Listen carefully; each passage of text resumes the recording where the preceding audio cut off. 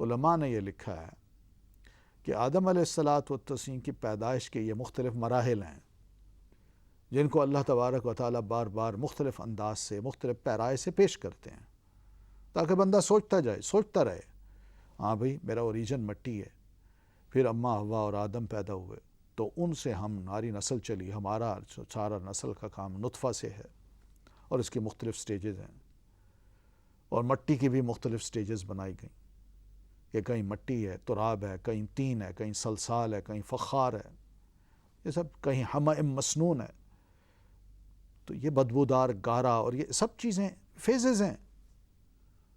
بینی اسی طرح فن فجرت، یہ پہلی چوٹ پہ جب چشمہ پھوٹتا ہے تو باریک سا پھوٹتا ہے اور بڑی تیزی کے ساتھ اس کا پانی اوپر جاتا ہے، پھٹتا ہے وہ، اور پھر آہستہ آہستہ اسی سوراخ میں وہ پانی اپنے اثرات سے اس کی مٹی چاروں طرف سے ذرا پگھلاتا ہے، اس کی ریت پگھلتی ہے تو اس کا زور وہ کم ہو جاتا ہے، وہ نیچے آنا شروع ہو جاتا ہے اور سوراخ بڑا ہوتا جاتا ہے تو اس کا معنی ہے فم بجست اور فن فجرت۔ وہ پہلا فرسٹ لیول ہے فن فجرت کا، اور پھر اس کے بعد دوسرا ہے فم بجست کا۔ تو ناظرین، اسی طرح کا جو ہم دیکھتے ہیں اختلاف حدیث میں وہ اتنا گہرا نہیں ہے بھائی، علماء نے اس پر کتابیں لکھی ہیں اور چیلنج دیا ہے کہ کوئی یہ سمجھتا ہے کہ دو حدیثوں میں اگر اختلاف ہے تو وہ لے آئے، میں اس کو اس اختلاف کو دور کر کے دکھا سکتا ہوں۔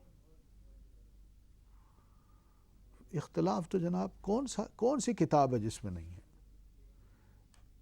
فقہائے کرام کے درمیان بھی تھا، حتیٰ کہ استاد شاگرد میں بھی تھا، حتیٰ کہ فقہا کی ایک فقیہ کے ایک مسئلے میں دو تین اقوال ہیں، ہر جگہ ہے۔ ہم نیک نیتی سے جس طرح ان تمام اقوال کو دور کرتے ہیں، اختلاف کو دور کر کے ایک بڑا خوبصورت سا ایک مسئلہ بنا کے لوگوں کے سامنے پیش کرتے ہیں، کیا حدیث کے بارے میں ایسا نہیں کیا جا سکتا؟ کیا جا سکتا ہے۔ یہ سب ہم سب کی غور و فکر کی باتیں ہیں۔ درایت یہاں کام آتی ہے، صحیح درایت، نیک نیتی اور صحیح درایت، ورنہ دین کو اختلافی ثابت کرنے کی جو بعض حلقوں کی طرف سے کوشش ہوتی ہے، میں سمجھتا ہوں کہ انتہائی دیانتداری کے ساتھ اور خوف خداوندی کے ساتھ، یعنی خوف خداوندی کے ساتھ ہم اس حدیث کو بڑے اچھے طریقے سے قابل عمل بنا کے لوگوں کو پیش کر سکتے ہیں، بشرطے کہ وہ دونوں حدیثیں ایک ہی لیول کی ہوں۔ یہ ضروری ہے، ایک ہی لیول کی ہوں، ایک ہی لیول کی، یہ بھی اتھینٹک ہو، یہ بھی اتھینٹک ہو، اس کے بھی راوی موسٹ اتھینٹک ہوں اور اس کے بھی راوی موسٹ اتھینٹک ہوں۔ بظاہر جب نظر آئے کہ معنی میں اختلاف نظر آتا ہے تو اس کو بڑے اچھے طریقے سے دور کیا جا سکتا ہے۔ مثال کے طور پر ایک بدو آپ سے یہ کہتا ہے کہ اللہ کے رسول ارائیت الابل تکون فی الرمال امثال الظباء، آپ یہ بتائیے کہ بہت سے اونٹ ہوتے ہیں جو ہم صحرائی ٹیلوں میں پھیلا دیتے ہیں، ہرنیوں کی مانند وہ ہر طرف پھیلے ہوئے ہیں، فیأتیھا البعیر الاجرب، تو اچانک ہی باہر سے کوئی ایک خارش زدہ اونٹ ان میں آ جاتا ہے، فتجرب، تو سارے اونٹوں کو خارش لگ جاتی ہے۔ تو اللہ کے رسول صلی اللہ علیہ وسلم یہ پھر کیسے ہوتا ہے؟ اب یہ اس کا ایک سوال تھا، تو نبی علیہ السلام نے اس کو جواب ہی دیا کہ فمن اعد الاول، یہ بتاؤ کہ پہلے اونٹ کو خارش کس نے لگائی؟ یہ اختلاف تھا نا اس کے ذہن میں، آپ نے اس اختلاف کا حل پیش کر دیا۔ فمن اعد الاول، کس نے پہلے اونٹ کو خارش لگائی؟ مراد یہ ہے کہ یہ جو سوچنا ہے کہ بیماری اس اونٹ کی وجہ سے سب کو خارش لگی. تم اس کو تو دیکھ رہے ہو مگر یہ نہیں نوٹ کر رہے کہ پہلے اونٹ کو خارش کس نے لگائی؟ اللہ کا حکم تھا. اللہ کے حکم سے بھائی یہ مت سمجھو کہ اس کی وجہ سے یہ ہوا ہے. اصل جو مسبب الاسباب ہے وہ اللہ تعالیٰ. پہلی اگر اس نے بیماری پیدا کی ہے، پہلے اونٹ کو اگر خارش زدہ کیا ہے تو وہی اللہ دوسرے اونٹوں کو بھی خارش زدہ کر سکتا ہے. یوں کہا جا سکتا ہے، مگر یہ مت کہا جائے کہ جناب یہ بیماری متعدی ہوتی ہے، ایک سے دوسرے کو تیسرے کو لگ جاتی ہے. ایسا مسئلہ نہیں ہے. اللہ کا حکم ہوتا ہے تو دوسرے کو لگتی ہے. ورنہ ہم دیکھتے ہیں کہ گھر میں ایک شخص کو زکام ہے، بیماری ہے، مگر گھر کے دوسرے افراد صحت مند ہیں. کوئی ضروری ہے کہ یہ کوئی اصول لاگو ہو یا اس طرح کا خیال انسان اپنے ذہن میں بٹھا لے اور یہی سمجھے کہ یہ تو بیماری جو ہے نا متعدی ہوتی ہے، یہ تو پھیل جاتی ہے، اس سے پرہیز کرو. ناظرین، یہ اچھی بات نہیں ہے کہ مجھے زکام ہو تو میں چھینک بھی ماروں اور دوسرا میں چھینک مار کے فیل یہ کروں کہ دوسرے نے شاید فیل کیا ہوگا، یا بیمار آدمی ہمارے پاس آ کے بیٹھ گئے اور میں چھینک پہ کہوں ایکسکیوز می. یعنی میں اپنی معذرت نہیں، مجھے الحمدللہ کہنا چاہیے. اور حقیقت یہ ہے کہ دوسرے پرہیز بھی کرتے ہیں.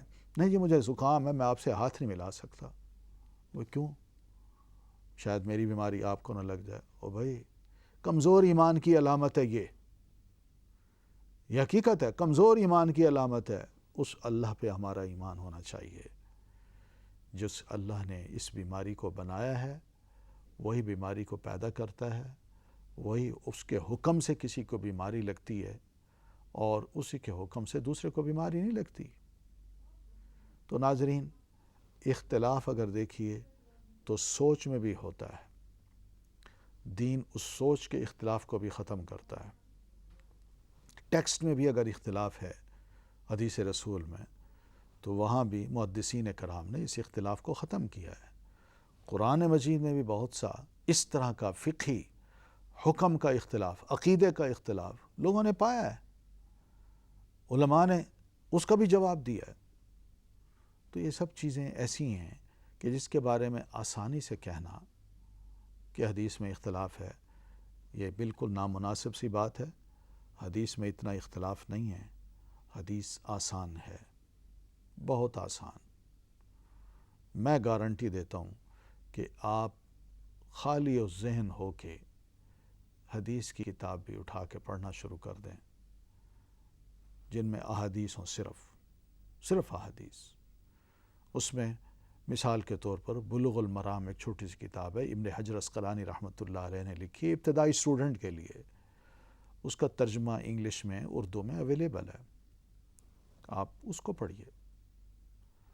اور آگے بڑھنا ہے تو مشکات المصابیح ہے امام تبریزی کی، اور اسی طرح امام بغوی رحمۃ اللہ علیہ کی. یہ کوششوں کا ایک مکسچر ہے مشکات المصابیح. بہت اچھی کتاب ہے. اس میں آپ کو ذرا تفصیل سے ہر مسئلے کے بارے میں بڑی آسانی کے ساتھ یہ سب مسائل مل جائیں گے، کوئی اختلاف نہیں ہوگا. اور پھر آگے جانا چاہیں تو ابن ماجہ ہے، موطا امام مالک ہے، سنن نبی داؤد ہے، ترمذی ہے، نسائی ہے.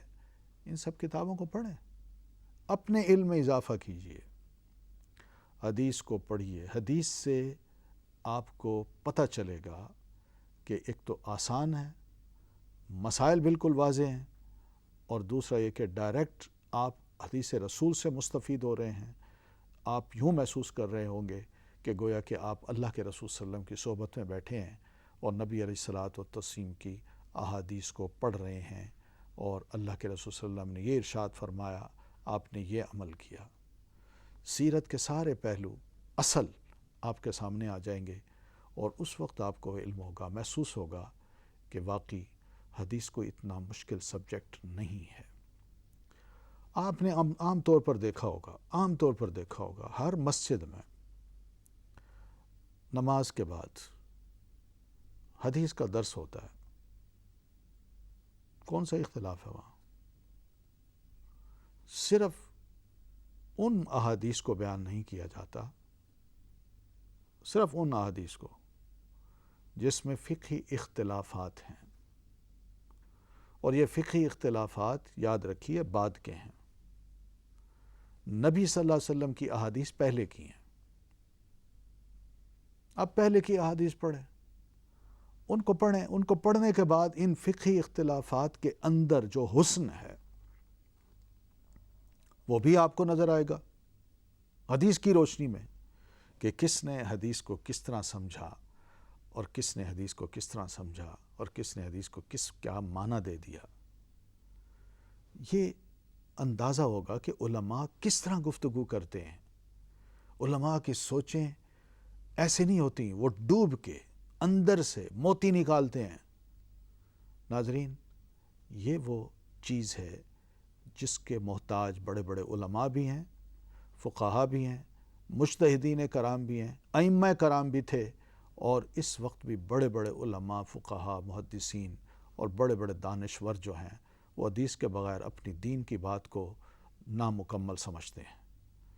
تو حدیث کا دین کا ایک حصہ سمجھیے، اس کو پڑھیے، اس کو خود جانیے۔ میں ضمانت دیتا ہوں کہ خالی و ذہن ہو کے بالکل ایک طرف ہر خیال کو ایک طرف رکھ لیجئے، جو مسائل آپ کے ذہن میں بیٹھے ہیں اختلافی ان کو بھی نکال دیجئے۔ آپ خالی ذہن ہو کے کسی بھی حدیث کتاب کو اول سے لے کر آخر تک پڑھنا شروع کیجئے، آپ کو پتہ چل جائے گا کہ سیرت رسول اور اسوہ حسنہ نبی علیہ الصلاۃ والتسلیم کا کیا ہے، اور اس کی روشنی میں جب آپ اختلاف دیکھیں گے تو آپ کو اندازہ ہوگا کہ اس اختلاف کی بنیاد کیا ہے۔ جی، آپ جاننا چاہتے ہیں نا کہ اختلاف کی بنیاد کیا ہے، آپ کو تبھی جا کے اندازہ ہوگا۔ آپ کوشش کریں اور ایک مثبت کردار ادا کر سکتے ہیں اختلاف کو ختم کرنے کی۔ اللہ تعالیٰ نے آپ کو بہت سی سمجھ دی ہوگی، جہاں آپ بڑے عہدے پر، مرتبے پر فائز ہیں، وہاں بڑے بڑے کام آپ کر رہے ہیں، وہاں آپ دیکھیں گے کہ آپ نبی علیہ السلام کی سیرت کی روشنی سے منور ہونے کے بعد اس اختلاف کا حل کیسے تلاش کر سکتے ہیں اور کس طرح لوگوں کو دین کے قریب لا سکتے ہیں، پیارے رسول صلی اللہ علیہ وسلم کے قریب لا سکتے ہیں۔ ناظرین، میں انہی کلمات کے ساتھ آپ سے اجازت چاہتا ہوں۔ اللہ نے موقع دیا تو پھر آپ سے اسی موضوع پر دوبارہ گفتگو ہوگی۔ اس وقت تک کے لیے اجازت دیجیے۔ السلام علیکم ورحمۃ اللہ وبرکاتہ۔